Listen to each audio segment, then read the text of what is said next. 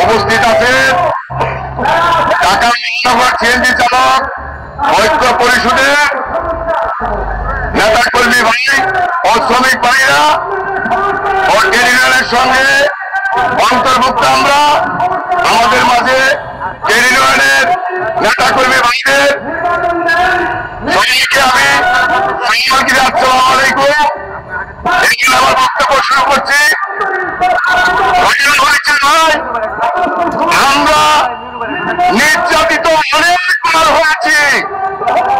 আমরা ফকিরউদ্দিন মঈনুদ্দিন আমলে আমাদের যে দাবি দেওয়া ছিল সেই দাবি দেওয়া স্বৈরাচার সরকার শেখ হাসিনা এই দেশ থেকে পালাইছে, কিন্তু এই গরিবের ভাগ্যের চাকা খুলে দিয়ে যায় নাই। আর আমরা এই শ্রমিক নেতাদের নিয়ে তার কাছে মিনতি করেছি এবং আর্তনাদ জানাচ্ছি যে আমাদের গরিবের দিকে একটু লক্ষ্য করতে।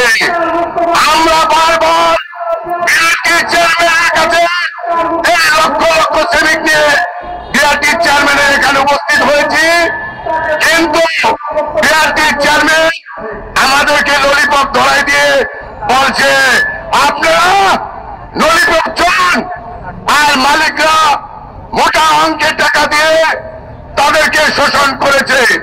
শাসনের নামে শোষণ করে তারা আজও পর্যন্ত আমাদের সেই শ্রমিকের আশা আকাঙ্ক্ষা বাস্তবায়ন করতে পারে নাই। তারা মালিক সমিতির নেতারা লক্ষ লক্ষ টাকা রাস্তায় বলে এই বিআরটি চেয়ারম্যানের কাছে নিয়ে যায়। তারা ওই বস্তা খুললেই দেখে টাকা টাকা দেখে আর আমাদের মুখের কথা সে ভুলে যায়। তারা কি বলে? তারা এই শ্রমিকের ফকিরউদ্দিন মঈনুদ্দিন আমলের যে ৫,০০০ গাড়ি দেওয়ার কথা ছিল আজ পর্যন্ত সেই ৫,০০০ গাড়ি বাস্তবায়ন হয় নাই।